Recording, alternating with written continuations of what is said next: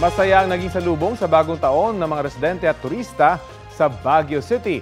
At ngayong unang araw ng 2025, sinusulit pa ng ilan ng pamamasyal sa City of Pines. May ulat on the spot si EJ Gomez. EJ?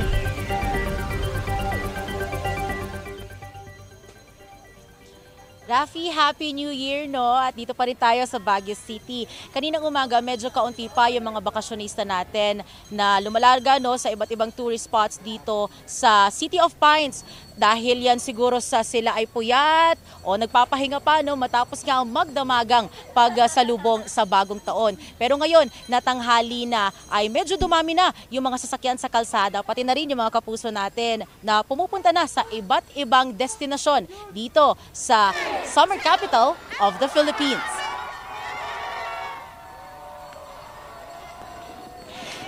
Nagsimula ang pagsalubong ng bagong taon dito sa summer capital of the Philippines sa halo-halong musika at sayawan sa DJ party sa Rose Garden. Ang mga chikiting, maging ang mga oldies, humataw ang ilang oras. Ay, nako! Ang mga chikiting, humataw, yes, ng ilang oras bago ang New Year. Kanya-kanyang picture din ng mga bakasyonista with their family and loved ones.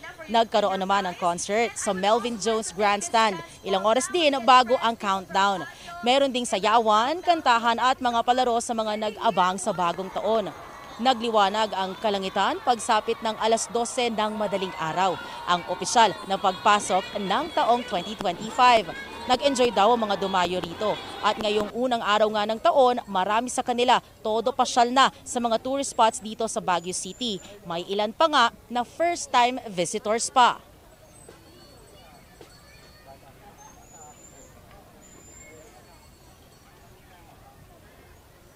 Rafi, nandito tayo ngayon sa Burnham Park at kita ninyo sa aking likuran, no? Ito yung mga kapuso natin na nag-e-enjoy nga sa pag-ride ng mga bisikleta. Yung ilan sa kanila dyan ay nandito na bago pa yung pagsalubong sa bagong taon. Habang yung iba naman ay first time daw at ito nga yung first stop nila, no, na destinasyon sa kanilang trip dito sa summer capital ng bansa. Happy New Year po ulit sa ating mga kapuso. Rafi? Maraming salamat, EJ Gomez.